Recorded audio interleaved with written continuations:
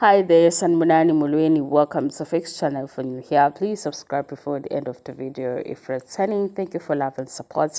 I appreciate you. Voice I pumwe guys in the bay flu. Uthanda lesithembu lesixoxa ngalo. Well guys, yazi sinenkinga and le nkinga inesicefe inesidina phakathi. Isidina yenziwa yini?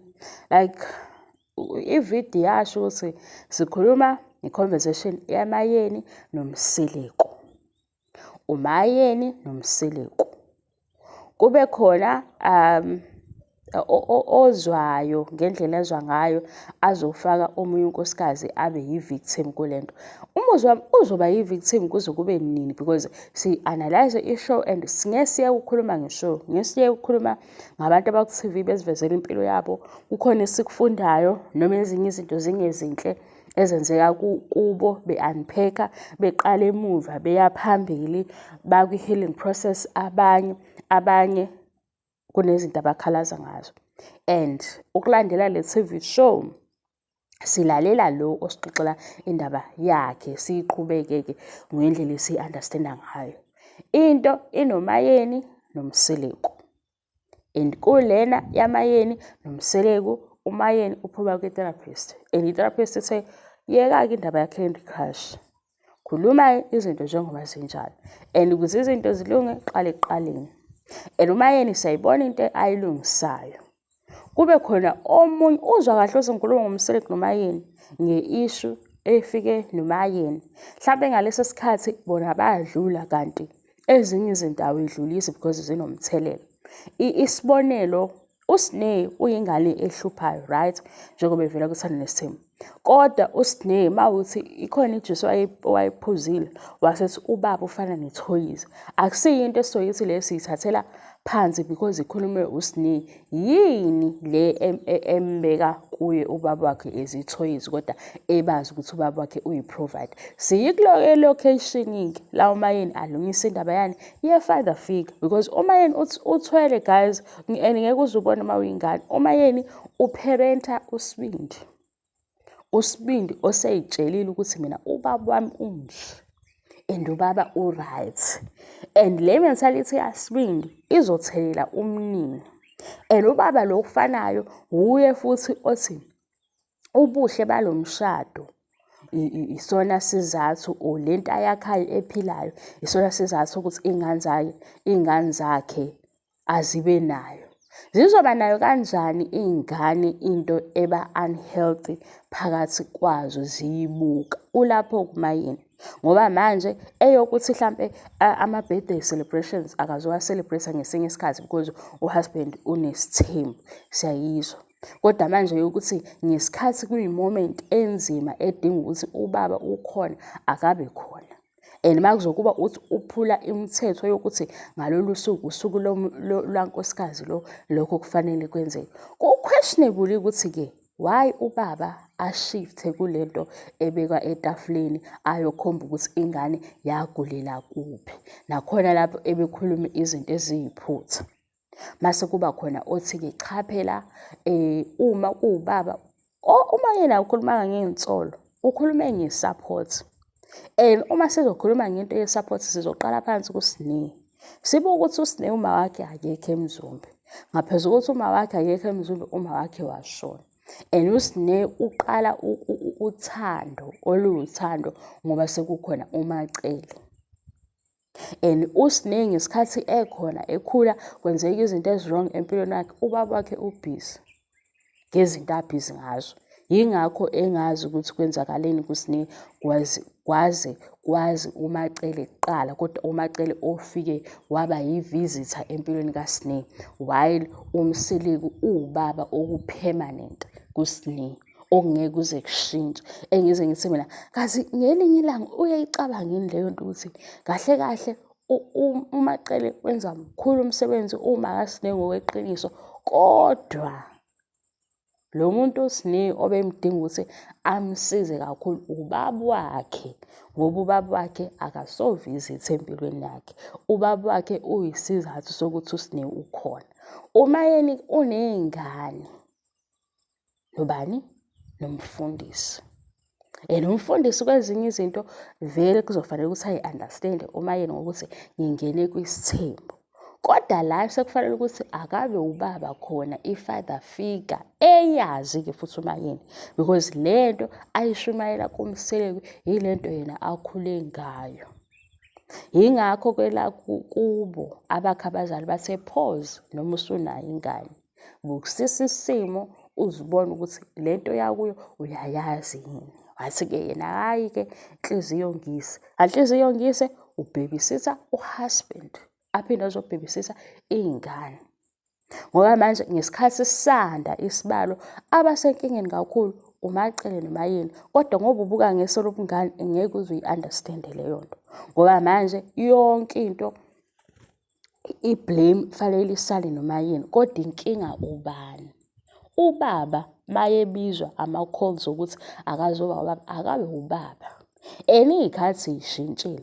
Le nto yo-traditional woman no-traditional wife kuthiwe unkosikazi uthwala wonke umthwalo, kukhulunywa into engekho because yinto efundisiwe kwaze kwaba ngathi yinto ekhona. Ingane ngeke iyi-understand le nto because ingane yazi ukuthi ubaba nangu.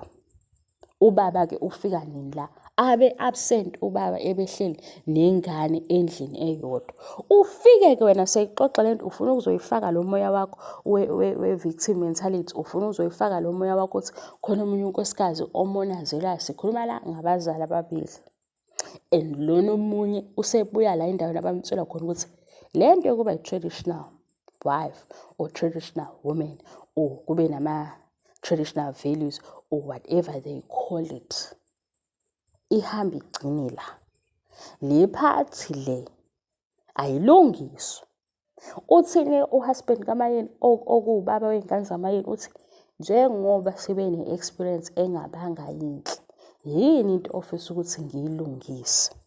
And umayeni akakhulumeli le ngane edle uphoyizeni, zonke iy'ngane.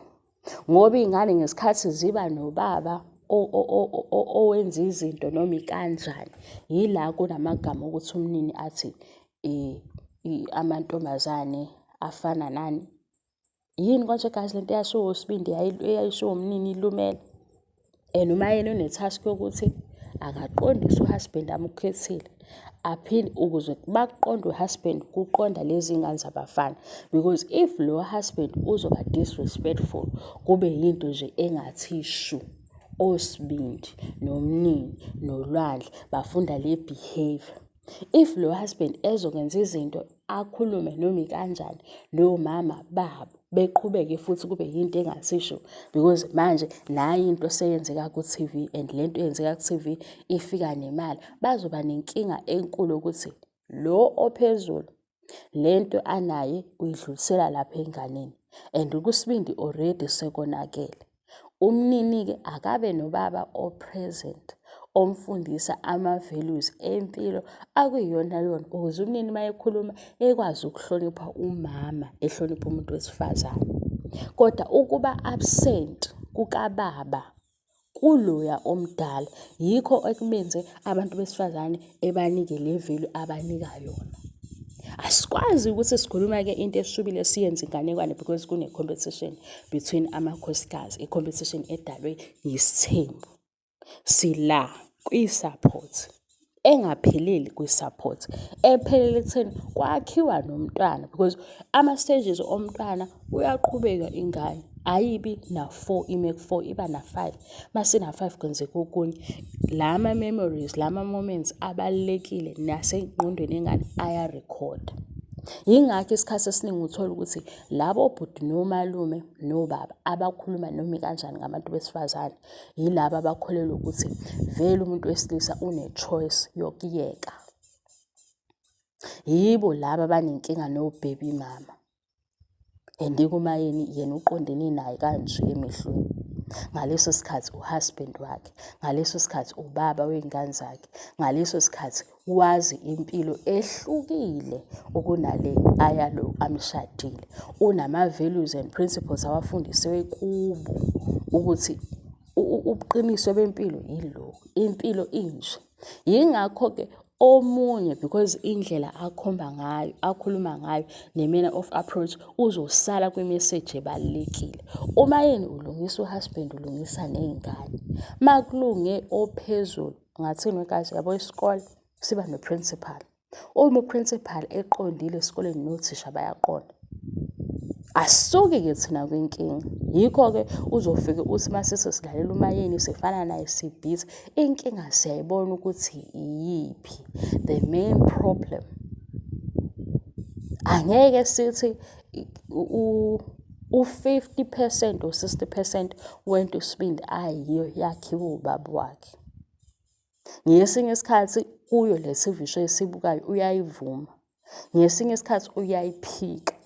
Yikho athi umayeni ungambulali uSibindi ngoba uSibindi akakwazi eyedwa nomqondo wakhe ukuthi ubaba kodwa u-wrong ukwenza kanje.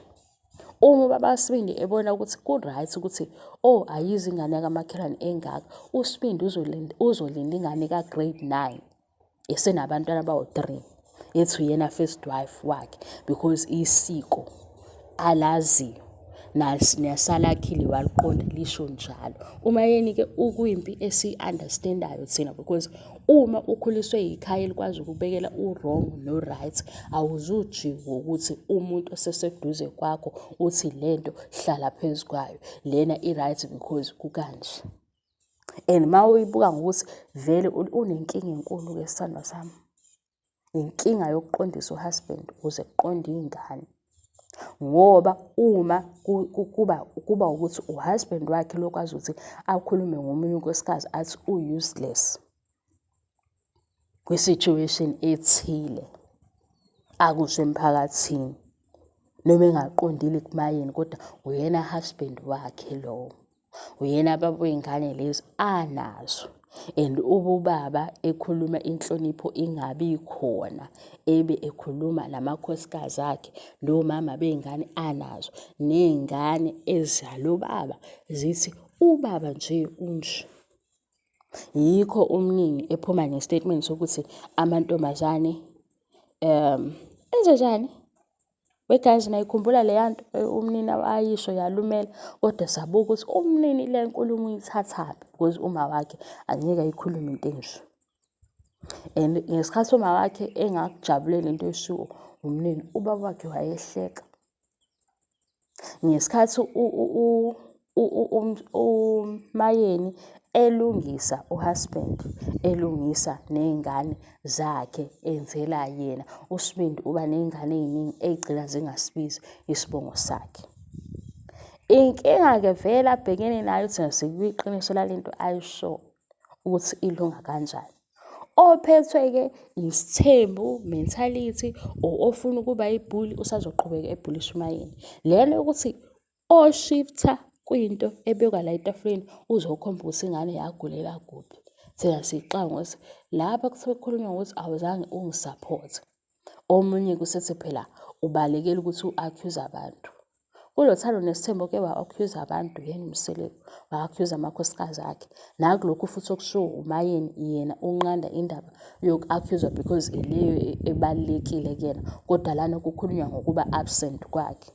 Yingakho siningi ene-behavior engekho right, kodwa ethi ubaba lo othi une-allowance ya-10,000 or 5,000 ufana nethoyizi. Because kuney'khala usine azaziyo. Angayikhonfirma futhi ukuthi umacela ufike wenza u-1, 2 no-3 ubaba wenza lokho.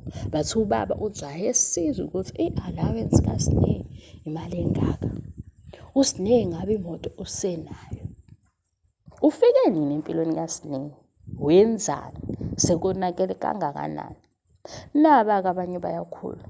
And into esiyithanda ngale khulunywa ngomayeni ukuthi ezinye izinto ungaziphindi, zikhona ezinye iy'ngane. And unalo lonke ilungelo lokuphatheka kabi ukuthi mhlampe ingane eyaxoshwa yalimala ngendlela eyayingayiphazamisa, ngoba phela into eyayiphethwe uSibindi thina siyizwa nge-TV, kodwa ukuthi mhlampe yayizoba nomthelela omngakanani, nanokuthi mhlampe washeshe wabona yini ukuthi kufanele kwenzeni. Leyo nto nje lokho kuphenika lokho nje konke okwenzeka ngaleso sikhathi umnini egula, yena wayethini, mhlampe wayezwa ukuthi hayi sekufanele ngihambe ngikuleya ndlu. Uma yini siyambona ukuthi uqondisa igwegwe and kunzima-ke ukuqondisa igwegwe ngoba ulwa nempi enkulu and abanye bazobuka ezomdlalo ukuthi hawu, hey, uyogowayo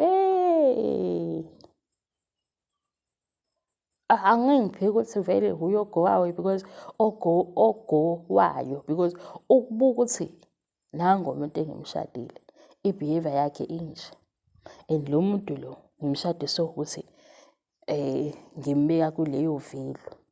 Vele esuke yena ethi phela mina ngiyaprovide, imali nginayo, kune-system. I-system yiyo lezokhulisa abantwana bebe amadoda aqotho anenhlonipho, noma nabo bazobona ukuthi le nganekwane esibuka ku-TV isihlotshiswe yi-makeup nemali sithi into e-right. Ukuthi nje uzokhetha ukuthi kule system abeze bezogada iy'ngane because leyo nto eyenzeka kule system. Kule system uzoba absent kuma-duties amdingayo because akhona amakhosikazi. Le system uMayeni yenza ukuthi i-collapse because uMayeni ukhuluma nge-support kodwa akakhulumi nge-birthday celebration yakhe la. Ukhuluma ukuthi ingane beyigula and lena i-case ye-emergency. Kukangaki-ke kufika i-case ye-emergency akekho ubaba ngoba sikuleyo nto.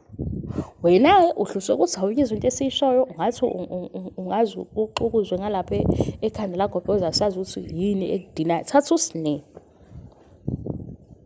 usini. Sithi usini uno-35,000 i-allowance yenyanga iphuma kubaba wakhe. Kodwa le mali usini akayiboni ivelu yayo. And uma kube kuyenzeka kufanele amnciswe imali e-athende lento akufanele ukuthi ayi-athende. Kungaze kumoshakala ngoba the more efuna ukuzivezela ukuthi thina ayikho into engayenzi, akukho engakuzama, sithi sicela ukuze umacele. Sicela ukuze umacele owakwazi ukubona ukuthi impi between ama-families awu-2 ingane isele phakathi. Ingane yona idinga umzali wayo and uma ukuthi vele lama-families awu-2 alwa awaqedi kodwa ingane isele phakathi nendawo, akumoshekanga, kumoshekile. Nangalesikhathi futhi esedingeka kakhulu uphi into eyenzakalayo, angingeni iy'ngane zakomakhelwane, angingeni iy'ngane zakamakhelwane. Uma ngingena iy'ngane zakamakhelwane kufanele ukuthi beba ama-victims. Sizama ukuthola into la ukuthi isinda kuphi lento nokuhlukanisa into encane nento enkulu. Unkosikazi ukhala ngokuthi awukwazi ukuthi sewubaba mase uyabaleka. And okubalulekile ukuthi kuzoba kuyo ukuthi amanye amakhosikazi a-understand ukuthi ngalesi sikhathi sekuyi-emergency le. Manje-ke silwa nokuthi lona umsapotha asesiyibonele thina, siyibonele izinto ebezibalulekile. Ngakubalela ngithi usini ukhona, uMphilo ukhona, uMangwabi ukhona, uMakhe ukhona, uMayeni ukhona.